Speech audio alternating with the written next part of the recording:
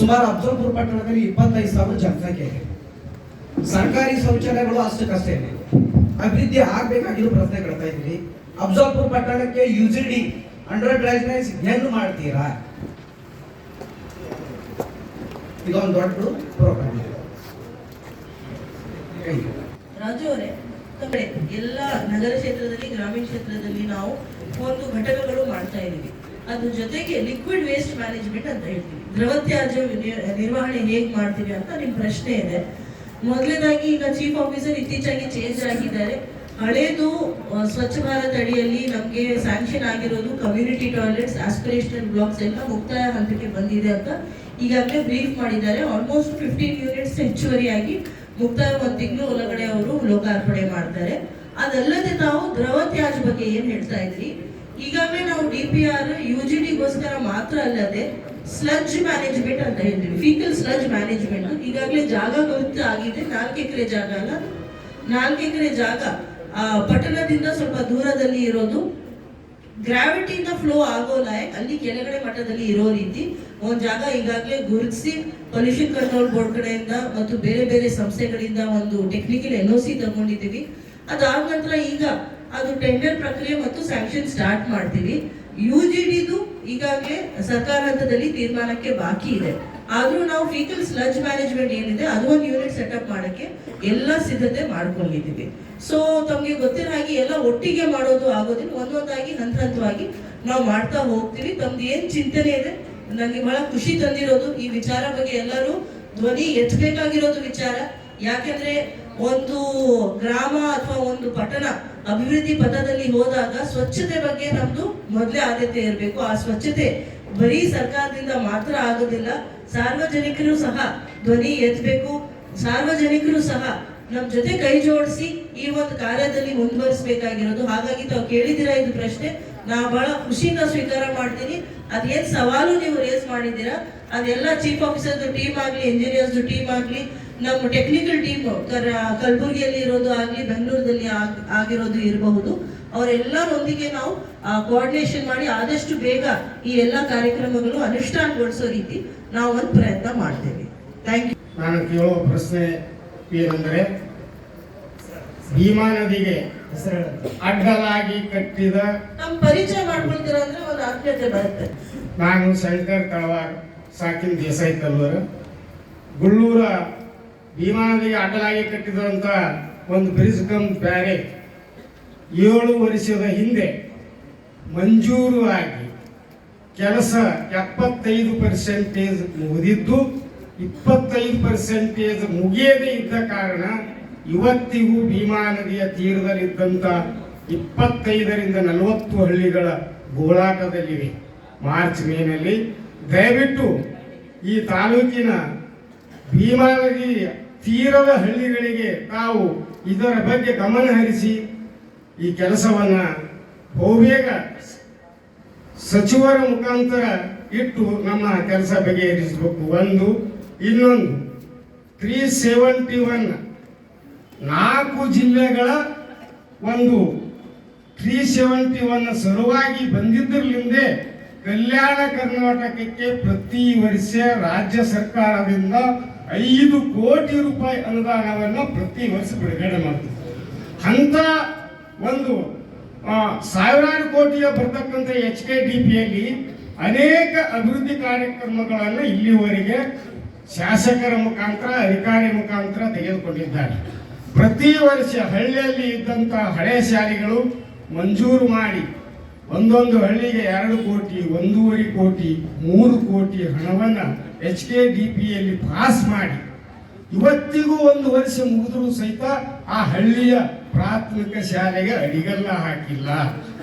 ಅದರ ಸಲುವಾಗಿ ತಾವುಗಳು ಈ HKDPಯ ಮಂಡಳಿಯ ಸಭೆಗೆ ತಿಳಿಸಿ ದಯವಿಟ್ಟು, ಯಾಕಂದ್ರೆ 1 ವರ್ಷದ ಅವಧಿಯಲ್ಲಿ ಆ ಹಣ ಬಳಕೆಯಾಗದಿದ್ದರೆ ಇನ್ನೊಂದು ಕಾಮಗಾರಿಗೆ ಡೈವರ್ಟ್ ಆಗಂತ ಸ್ಥಿತಿ ಇರುವುದರಿಂದ ಮಾನ್ಯ ಜಿಲ್ಲಾಧಿಕಾರಿಗಳು ಇದರ ಬಗ್ಗೆ ಗಮನ ಹರಿಸಿ ಎಲ್ಲ ಹಳ್ಳಿ HKDPಯಿಂದ ಆದಂಥ ಪ್ರಾಥಮಿಕ ಶಾಲೆಯ ಒಂದು ಅಡಿಗಲ್ಲನ್ನು ಮಾರ್ಚ್ ಮುಗಿಯುವಂತರಲ್ಲಿ ಹಾಕಿಸಬೇಕೆಂದು ಸರ್ಕಾರದ ಮುಖಾಂತರ ತಮ್ಮಲ್ಲಿ ಕೇಳಿಕೊಳ್ಳುತ್ತೇನೆ. ಹೌದು ಸರ್. ಈಗಾಗಲೇ ನೀವು 2 ಪ್ರಶ್ನೆ ಕೇಳಿದ್ದೀರಾ. ಒಂದು ಗೂಳೂರು ಬ್ರಿಡ್ಜ್ ಕಮ್ ಬ್ಯಾರೇಜ್ ಬಗ್ಗೆ, ಅದು MIನವರು ಯಾರು ಬಂದಿರಲಿಲ್ಲ. ಅದು ಕಾರಣಗಳು ಏನಿದೆ, ಯಾಕೆ ಅಷ್ಟು ವರ್ಷದಿಂದ ನಿಂತು ಹೋಗಿದೆ, ನಾವು ಡೆಫಿನೆಟ್ಲಿ ರಿವ್ಯೂ ಮಾಡ್ತೀವಿ. ಅದು ಆದಷ್ಟು ಬೇಗ ಫಂಡ್ ಕೊರತೆಗೋಸ್ಕರ ಆಗಿದೆಯಾ ಅಥವಾ ಕಾಂಟ್ರಾಕ್ಟರ್ ಅವ್ರು ಮಾಡಿಸ್ತಾ ಇಲ್ಲ, ನಾನು ಕ್ರಾಸ್ ಚೆಕ್ ಮಾಡಬೇಕು. ಸಂಬಂಧಪಟ್ಟ ಅವ್ರ ಅಧಿಕಾರಿ ಇಲ್ಲ. ಆದ್ರೂ ತಮಗೆ ಗೊತ್ತಿರೋ ಹಾಗೆ ಬಹಳಷ್ಟು ಪ್ರೋಗ್ರಾಮ್ಗಳು ಯಾವ್ಯಾವುದು ಬಹಳ ವರ್ಷದಿಂದ ನಿಂತು ಹೋಗಿರೋದು ನಾವು ರಿವ್ಯೂ ಮಾಡಿ, ಈಗ ನಮ್ಮ ಕಲಬುರಗಿಯಲ್ಲಿ ಕೆಸಡ್ಗಿ ಗ್ರಾಮದಲ್ಲಿ 320 ಮನೆಗಳದ್ದು ಪೆಂಡಿಂಗ್ ಇತ್ತು, ಅದು ಬಗೆಹರಿಸಿ ಹಕ್ಕುಪತ್ರ ವಿತರಣೆ ಆಗಿದೆ.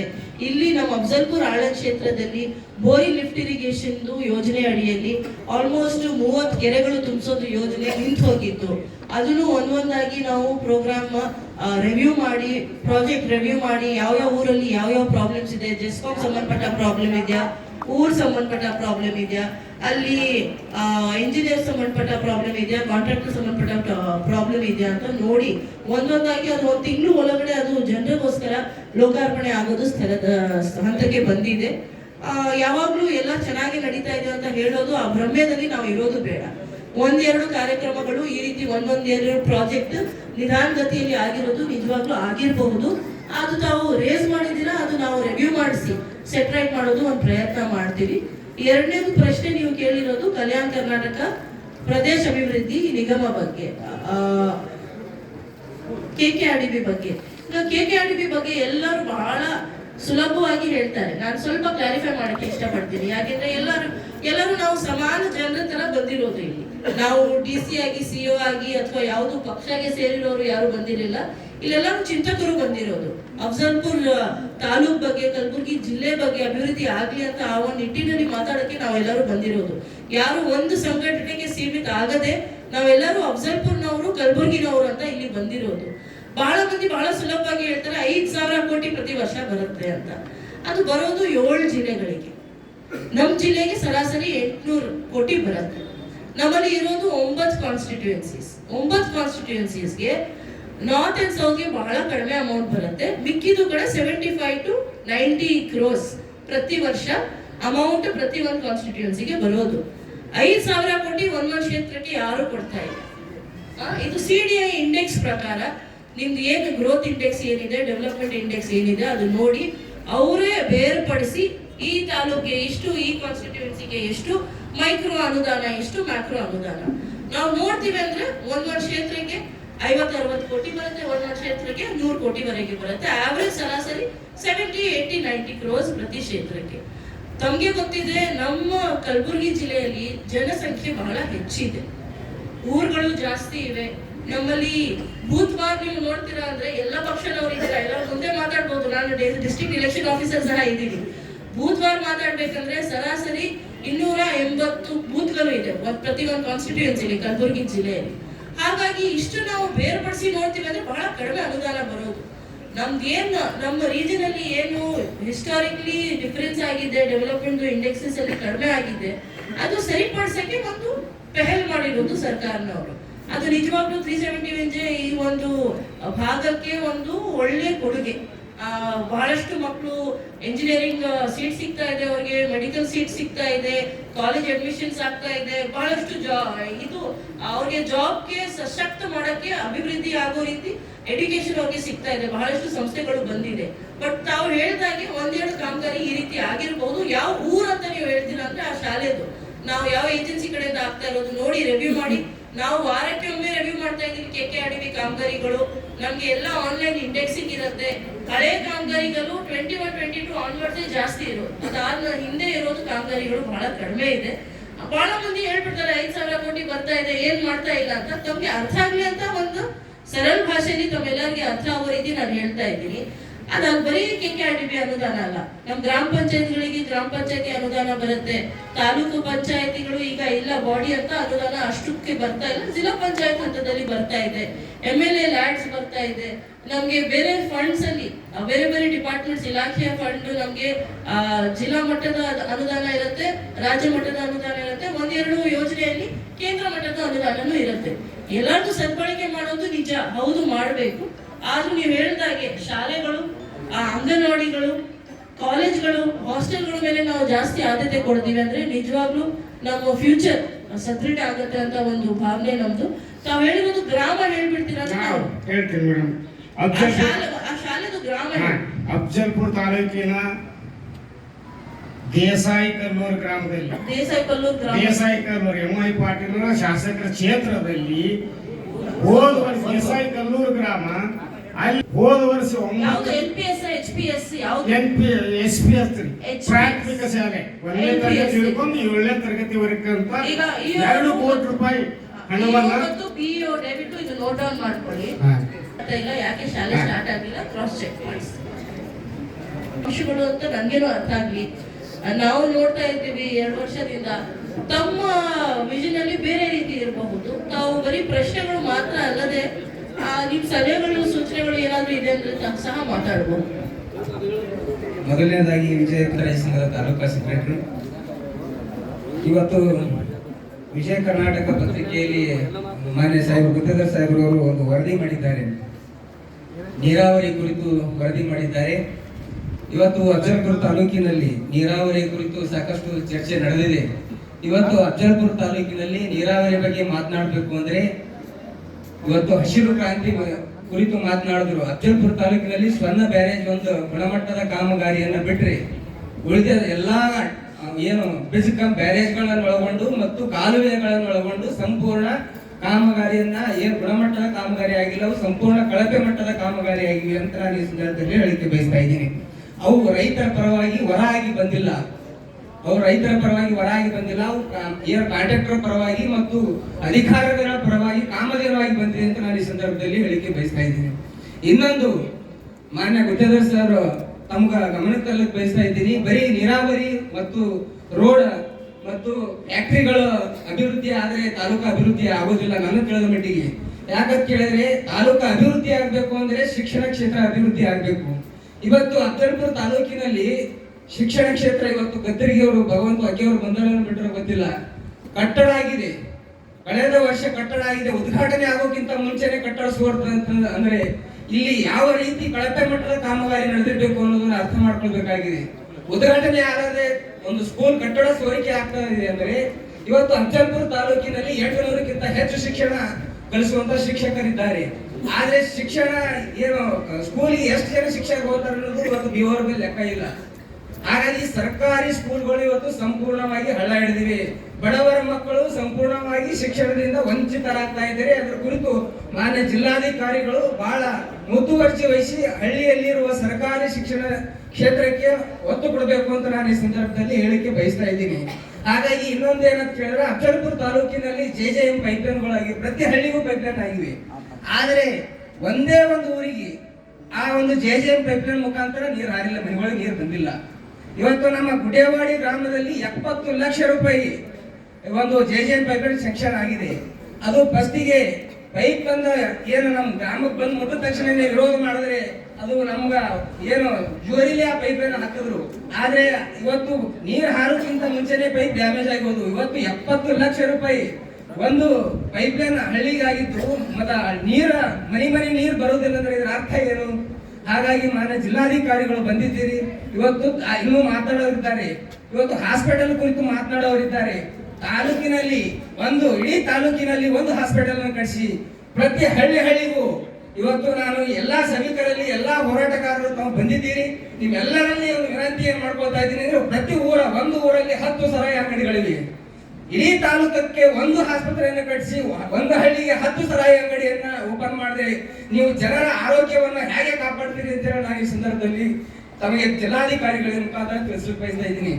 ಮಾನ್ಯ ತಾಲೂಕಿನ ಶಾಸಕರು ತವರೂರು 7 ಹಳ್ಳಿ ಇದೆ, ಆ ಗ್ರಾಮ ಪಂಚಾಯತಿಗೆ ಒಂದು ಸರ್ಕಾರಿ ಹಾಸ್ಪಿಟಲ್ ಇದೆ. ಮಾನ್ಯ ಶಾಸಕರು ತವರೂರಲ್ಲಿ ಒಂದೇ ಒಂದು ದೇಸಾಯಿ ಕಲ್ಲೂರಲ್ಲಿ 14 ಸರಾಯಿ ಅಂಗಡಿಗಳಿವೆ. ಇದು ಒಂದೇ ಒಂದು ಶಾಸಕರ ತವರೂರಲ್ಲಿ 14 ಸರಾಯಿ ಅಂಗಡಿಗಳಿವೆ. ಈ ನಮ್ಮ ಜನರ ಪರಿಸ್ಥಿತಿ ಮುಂದೆ ಏನಾಗಬಹುದು ಅನ್ನೋದು ಮಾನ್ಯ ಜಿಲ್ಲಾಧಿಕಾರಿಗಳು ಅರ್ಥ ಮಾಡಿಕೊಂಡು ಮುಂದಿನ ಏನು ಜನರಿಗೆ ಯಾವ ರೀತಿ ಮಾತಾಡ್ತಾ ಇದ್ದೇನೆ. ಇದನ್ನು ಆರ್ಗನೈಸೇಷನ್ ಮಾಡಿದಂತವರು ಎಲ್ಲಾ ಪಕ್ಷಗಳಿಗೆ ಅವಕಾಶವನ್ನ ಕೊಟ್ಟದಾಗಿದೆ. ಆದರೆ BSA ಬಹುಜನ ಸಮಾಜ ಪಕ್ಷವನ್ನ ತಿರಸ್ಕರಿಸಿದ ಒಂದು ಭಾವನೆಯನ್ನ ಇಲ್ಲಿ ವ್ಯಕ್ತ ಆಗ್ತದೆ, ಅದಕ್ಕೆ ಖಂಡನೀಯ. ಮುಖ್ಯವಾಗಿ ನಾವು ಈಗ ಕೆಲವೊಂದು ಹಳ್ಳಿಗಳಲ್ಲಿ ಆ ಹಳ್ಳಿಗಳನ್ನ ಇವತ್ತ ಪ್ರವಾಹ ಪೀಡಿತ ಒಂದು ಗ್ರಾಮಗಳು ಇವತ್ತು ಅಲ್ಲಿ ಹೋಗಿ ನೋಡ್ಬೇಕು, ಅಲ್ಲಿ ಅವರಿಗೆ ವಾಸಿಸಲಿಕ್ಕೆ ಇನ್ನ ಸಾಧ್ಯ ಆಗ್ತಾ ಇಲ್ಲ. ದಯವಿಟ್ಟು ಆ ಪ್ರವಾಹ ಪೀಡಿತ ಹಳ್ಳಿಗಳಿಗೆ ಲಕ್ಷ್ಯ ಇಟ್ಟು ಬೇಗನೆ ಆ ಕಾರ್ಯದಲ್ಲಿ ತೊಡಗಬೇಕಂತೇಳಿ, ಮತ್ತೆ ಬಹಳಷ್ಟು ಹಳ್ಳಿಗಳಲ್ಲಿ ಇವತ್ತು ನಾವು ನೋಡಿದಂತ ಹಳ್ಳಿಗಳಲ್ಲಿ ಮಹಿಳಾ ಶೌಚಾಲಯ ಪ್ರಾಬ್ಲಮ್ ಇದೆ. ಒಂದೊಂದು ಗ್ರಾಮದಲ್ಲಿ ಆ ಮಹಿಳೆಯರು, ಅದರಲ್ಲಿ ದಲಿತ ಮಹಿಳೆಯರು ಹೋಗ್ಬೇಕಂದ್ರೆ ಅವರು ಹಗಲಿನಲ್ಲಿ ಹೋಗತಕ್ಕಂತ ಅವಕಾಶಗಳೇ ಇಲ್ಲ. ಅಂತ ಗ್ರಾಮಗಳು ಕೂಡ ಅಫಜಲ್ಪುರ ತಾಲೂಕಿನಲ್ಲಿ ಇದ್ದೇವೆ, ಅದಕ್ಕೆ ಗಮನ ಹರಿಸಬೇಕು. ಮತ್ತೆ ಈಗಾಗಲೇ ಸಾಕಷ್ಟು ಏನು ಸಮುದಾಯ ಭವನಗಳು ಇವತ್ತು ನಾವು ಹಳ್ಳಿಗಳಲ್ಲಿ ನೋಡ್ತೀವಿ. ಒಂದು ಏನು ಮಾರಿಕಾಯಿ ಗುತ್ತಿಗೆದಾರ ಪೀಳಿಗೆಯಲ್ಲಿ ಆಗಿದ್ದಾವೆ, ಅಂದಿನಿಂದ ಈವರೆಗೂ ಕೂಡ ಆ ಸಮುದಾಯ ಭವನಗಳು ಈ ದಲಿತ ಓಣಿಗಳಲ್ಲಿ ಬ್ಯಾಕ್ವರ್ಡ್ ಕ್ಲಾಸ್ ವಾಸಿಸ್ತಕ್ಕಂಥವರಲ್ಲಿ ಇಲ್ಲವೇ ಇಲ್ಲ.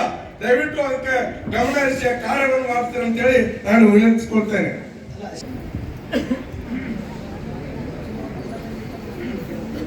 ಈಗ ನಾವು ಶೌಚಾಲಯ ಬಗ್ಗೆ ಮಾತಾಡಿದಿರಿ. ನಾನು ಪ್ರಶ್ನೆ ಡೈರೆಕ್ಟ್ ಉತ್ತರ ಕೊಡೋ ಬದಲಾಗಿ ಸ್ವಲ್ಪ ಕೆಲವೊಂದು ಫ್ಯಾಕ್ಟ್ಸ್ ಮತ್ತು ಫಿಗರ್ಸ್ ಹೇಳಕ್ಕೆ ಇಷ್ಟಪಡ್ತೀವಿ. ಈಗ ನಮ್ಮ ಜಿಲ್ಲೆಯಲ್ಲಿ 2014ರಲ್ಲಿ ಸ್ವಚ್ಛ ಭಾರತ ಸ್ಕೀಮ್ ಸ್ಟಾರ್ಟ್ ಆದಾಗ 2011 ಮತ್ತು 12 ಬೇಸ್ ಲೈನ್ಸ್ ಅನ್ನು ತಗೊಂಡು ಆವಾಗ 7,20,000 ಅಪ್ರಾಕ್ಸಿಮೇಟ್ಲಿ ಮನೆಗಳು ನಾವು ಶೌಚಾಲಯ ಕಟ್ಟಬೇಕು ಅಂತ ಅವಾಗ ಟಾರ್ಗೆಟ್ ಆಗಿತ್ತು. ಮತ್ತು 2018ರಲ್ಲಿ ಅಷ್ಟು ಶೌಚಾಲಯ ಕಟ್ಕೊಂಡ ನಂತರ ಜಿಲ್ಲೆ ODF ಆಗಿತ್ತು. ಆದ್ರೆ ಬಹುಶಃ ಎಲ್ಲ ಮನೆಗಳಿಗೆ ಶೌಚಾಲಯ ಸಿಕ್ಕಿಲ್ಲ ಅಂತ ಅವಾಗ ಫೀಡ್ಬ್ಯಾಕ್ ಇತ್ತು. ತದನಂತರ ಸರ್ಕಾರ ಏನ್ ಮಾಡಿದ್ರು, ಅವಾಗ ಕೆಲವೊಂದು ಮನೆಗಳಿಗೆ ಸಿಕ್ಕಿಲ್ಲ, ಬಹಳಷ್ಟು ಬಹುಶಃ ಅರ್ಹ ಫಲಾನುಭವಿಗಳಿಗೆ ಕೂಡ ಸಿಕ್ಕಿಲ್ಲ ಅಂತ ಆ ನಿಟ್ಟಿನಲ್ಲಿ 2 ತರ ಅಭಿಯಾನ ಮಾಡಿದ್ರು. 2019, 20, 21ರಲ್ಲಿ 20ರಲ್ಲಿ LOB ಮತ್ತು NOLB. ಅದರಲ್ಲಿ ಸಾಕಷ್ಟು ಆಲ್ಮೋಸ್ಟ್ 20-30 ಸಾವಿರ ಶೌಚಾಲಯ ಕೂಡ ಅವಾಗ ಕಟ್ಟಿದ್ರು. ತದನಂತರ 2023ರಲ್ಲಿ ನಾನು ಕೂಡ ಈ ಜಿಲ್ಲೆಗೆ ಜಾಯ್ನ್ ಆದ ನಂತರ ನಮಗೆ ಫೀಡ್ಬ್ಯಾಕ್ ಬಂದಿತ್ತು, ಬಹಳಷ್ಟು ಕಡೆ ಶೌಚಾಲಯ ಇಲ್ಲ, ಕೆಲವೊಂದು ಜನ ಬಳಸ್ತಾ ಇಲ್ಲ, ಕೆಲವೊಂದು ಕಡೆ ಜಗದು ಕೊಡ್ತಾ ಇರೋದ್ರಿಂದ ಅವರು ಅರ್ಹರು ಕೂಡ ಕಟ್ಕೊಳ್ಳೋಕೆ ಆಗಿಲ್ಲ ಅಂತ ಕೂಡ ವಿಷಯ ಇತ್ತು. ಮತ್ತು ಕೆಲವೊಂದು ಕಡೆ ಶೌಚಾಲಯ ಇತ್ತು, ಆದ್ರೆ ನೀರು ಕೊಡ್ತಾ ಇರೋದ್ರಿಂದ ಬಳಸಕ್ಕೆ ಆಗ್ತಾ ಇರಲಿಲ್ಲ, ಮತ್ತು ಕಂಟಿನ್ಯೂಸ್ ಆಗಿ ಬಳಸಕ್ಕೆ ಆಗ್ತಾ ಇರೋದ್ರಿಂದ ಅದು ಡಿಸ್ಫಂಕ್ಷನ್ ಕೂಡ ಆಯಿತು. ಆಮೇಲೆ ನಾವೇನ್ ಮಾಡಿದೀವಿ, ಸ್ವಚ್ಛ ಭಾರತ ಅಭಿಯಾನ 2.0 ನಲ್ಲಿ ಕೂಡ ಸಾಕಷ್ಟು ಅವಕಾಶ ಇತ್ತು. ಅವಾಗ ನಾವು ಗ್ರಾಮ ಪಂಚಾಯತ್ ಮಟ್ಟದಲ್ಲಿ ಸಭೆ ಮಾಡಿಸಿ ಒಂದು ವರ್ಕ್ ಆರ್ಡರ್ ಕೊಡುವುದು ಒಂದು ಅಭಿಯಾನ ಸ್ಟಾರ್ಟ್ ಮಾಡಿದೀವಿ. ಮತ್ತು 2023 ಮತ್ತು 2024ನಲ್ಲಿ ನಮ್ಮ ಜಿಲ್ಲೆಯಲ್ಲಿ ಒಟ್ಟಾರೆಯಾಗಿ ಸುಮಾರು 42 ನಾವು ಹೊಸ ಒಂದು ವರ್ಕ್ ಆರ್ಡರ್ ಕೊಟ್ಟಿದ್ದೀವಿ. ಅಂದ್ರೆ ಮೊದಲೇ ಬಹುಶಃ ODF ಡಿಕ್ಲೇರ್ ಆದ್ರೂ ಕೂಡ ಕೆಲವೊಂದು ಕಡೆ ಡಿಮಾಂಡ್ ಇತ್ತು, ಅವರು ಅರ್ಹ ಕೂಡ ಇದ್ರು. ಹಾಗಾಗಿ ನಾವು ಸುಮಾರು 42,000 ವರ್ಕ್ ಆರ್ಡರ್ ಕೂಡ ಕೊಟ್ಟಿದ್ದೀವಿ. ಲಾಸ್ಟ್ 2 ವರ್ಷದಲ್ಲಿ ನಮ್ಮ ಜಿಲ್ಲೆಯಲ್ಲಿ ಸುಮಾರು 15ರಿಂದ 20 ಸಾವಿರ ಶೌಚಾಲಯ ಕಂಪ್ಲೀಟ್ ಕೂಡ ಆಗಿದ್ದಾವೆ. ಮತ್ತು ಇವತ್ತು ಪೇಮೆಂಟ್ ಕೂಡ ಬರ್ತಾ ಇದೆ, ಶೌಚಾಲಯ ಕಟ್ಕೊಡ್ತಾ ಇದೀವಿ. ಇವಾಗ ಏನಾಗ್ತಿದೆ, 2 ತರ ಸಮಸ್ಯೆ ಇದಾವೆ. ಕೆಲವೊಂದು ಕಡೆ ಜಾಗ ಇಲ್ಲ, ಕಟ್ಕೊಳಕ್ ಜಾಗ ಇಲ್ಲ. ಅವರ ಮನೆ ಹತ್ರ ಜಾಗ ಇರುತ್ತೆ, ಆದ್ರೆ ಜನರು ಏನ್ ಮಾಡ್ತಾರೆ, ಸ್ವಲ್ಪ ಬಿಹೇವಿಯರ್ ಸಮಸ್ಯೆ ಕೂಡ ಇದಾವೆ. ನಾವು ಮನೆ ಹತ್ತಿರ ಶೌಚಾಲಯ ಕಟ್ಕೊಳ್ಳಲ್ಲ ಅಂತ. ಹಾಗಾಗಿ ಸಮುದಾಯ ಶೌಚಾಲಯ ಸ್ವಲ್ಪ ಡಿಮಾಂಡ್ ಜಾಸ್ತಿ ಇದೆ, ನಿಜ. ಹಾಗಾಗಿ ಕರ್ನಾಟಕ ಸರ್ಕಾರ ಏನ್ ಮಾಡಿದೆ, ಮೈಕ್ರೋ ಅನುದಾನದಲ್ಲಿ ಮತ್ತು ನಮ್ಮ RDP ಅನುದಾನದಲ್ಲಿ, DMF ಅನುದಾನದಲ್ಲಿ ಮತ್ತು ಬೇರೆ ಬೇರೆ ಅನುದಾನದಲ್ಲಿ ನಮ್ಮ ಜಿಲ್ಲೆಯಲ್ಲಿ ಸುಮಾರು 185 ಜಾಸ್ತಿ ಸಾಮೂಹಿಕ ಶೌಚಾಲಯ ವಿಮೆನ್ ಟೋಯ್ಲೆಟ್ ಕೂಡ ಇವಾಗ ಕಟ್ತಾ ಇದ್ದೇವೆ. ಸಾಕಷ್ಟು ಕಡೆ ಕೆಲಸ ನಮ್ಮ ಜಿಲ್ಲೆಯಲ್ಲಿ ಆಲ್ಮೋಸ್ಟ್ 50 ಕಡೆ ಶೌಚಾಲಯ ಕೆಲಸ ಕಂಪ್ಲೀಟ್ ಆಗಿದೆ. ಈಗ ನಮಗೆ ಈಗ ನೀರಿನ ಸಮಸ್ಯೆ ಇಲ್ಲ. ಅಲ್ಲಿ ನಾವಲ್ಲಿ ಬೋರ್ವೆಲ್ ಅಥವಾ ಪೈಪ್ ಲೈನ್ ಮಾಡಿಕೊಂಡು ಅಲ್ಲಿ ಬೀದಿ ದೀಪ ವ್ಯವಸ್ಥೆ ಮಾಡಿಕೊಂಡು ಅದೆಲ್ಲ ಮಾಡಿಸ್ತೀವಿ. ಈಗ ನಮಗೆ ಸಮಸ್ಯೆ ಬರ್ತಾ ಇರೋದು